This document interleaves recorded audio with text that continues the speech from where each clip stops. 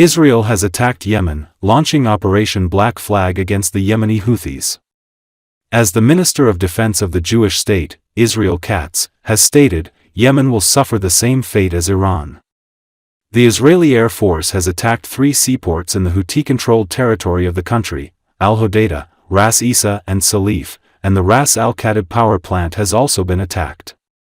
In addition, strikes have been carried out on the bulk carrier Galaxy Leader, which was captured by the guys in slippers 2 years ago. In Israel, the attack was commented on by a statement that they were hitting terrorist targets used by the Houthis for attacks in the Red Sea. As I warned, Yemen's fate is like Tehran's. Anyone who tries to strike Israel will be struck back, and anyone who raises a hand against Israel will lose that hand. The Houthis will continue to pay a heavy price for their actions, Katz said. In total, about 60 aerial bombs and missiles were launched, with numerous hits noted, since the Houthis do not have a normal air defense system. It is one thing to shoot down high-altitude reconnaissance drones, and quite another to intercept air missiles and bombs.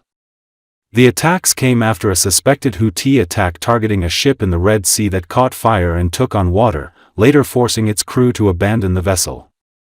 The Israeli military said it attempted to intercept the 2 missiles the Houthis fire, but they appeared to make impact, though there were no immediate reports of injuries from the attack. Also in mid-June, the Israeli military carried out an airstrike on Yemeni territory, likely killing a key Houthi commander. The target of the attack was the Houthi group's chief of staff, Mohammed al-Gamra. He is the second in the Houthi hierarchy. Israeli officials believe that he could have been killed as a result of the strike.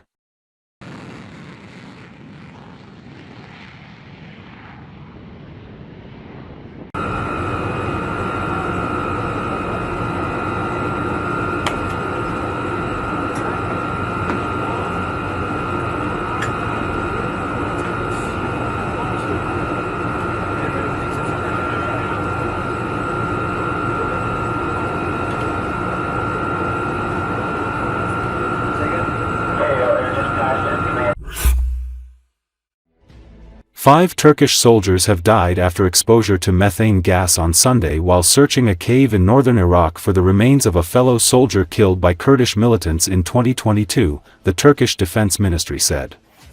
According to Associated Press, soldiers were searching a mountain cave when 19 of them were exposed to the gas, which is colorless, odorless, flammable and can cause asphyxiation in sufficient concentration.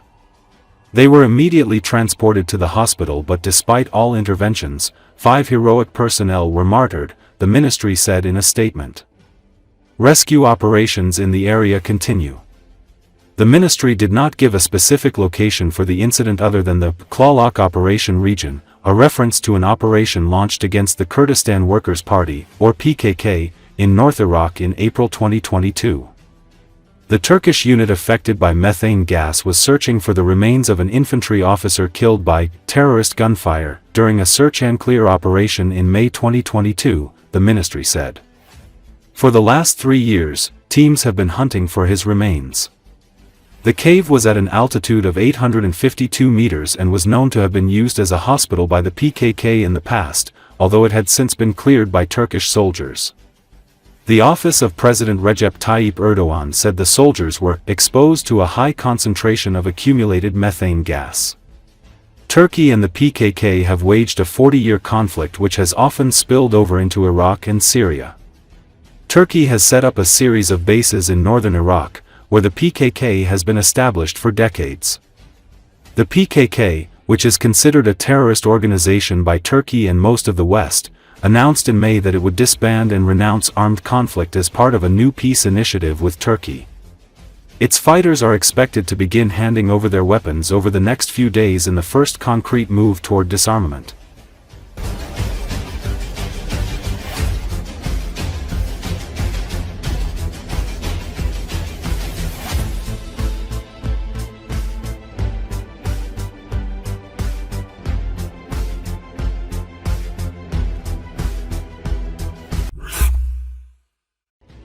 Rescuers were scouring a devastated Central Texas landscape of mangled trees, overturned cars, and muck-filled debris on Sunday in an increasingly bleak mission to locate survivors, including 27 girls who have not been seen since their camp was slammed with a wall of water in a historic flash flood.